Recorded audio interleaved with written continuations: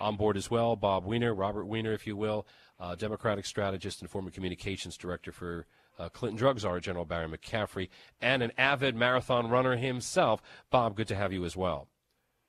Alan, they can all say don't jump to conclusions, but it's a free country, and Jane Harman also said that it has the markings of Al-Qaeda. And when you have two bombs at the finish line of the Boston Marathon and the JFK Library within 30 minutes of each other, there's a pattern. And it took George Bush a while to say, oh, this is terrorism. It doesn't have to take that long to say this is terrorism. And it does have the markings, as Jane Harman said, of Al-Qaeda.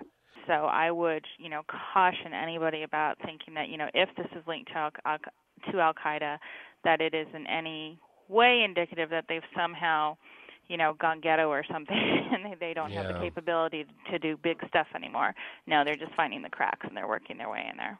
Really? I mean, I'm not saying put your head between your knees and don't say it's Al-Qaeda. What I'm saying is that, taking some airplanes and flying them into buildings wasn't exactly sophisticated. It was done with airplanes, and it was done by people that used fraud to get IDs that we allowed to slip through. And they bombed they bombed our buildings and our highest.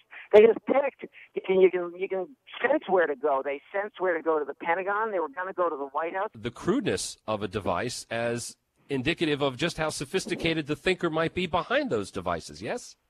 Well, I think Bridget's got a really good point on the fear factor. What was very sophisticated was the location strategy.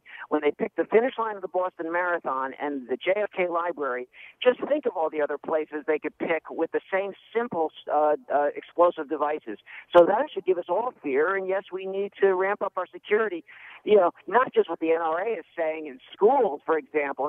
That's just so inane, because what happens to movie theaters? What happens to malls?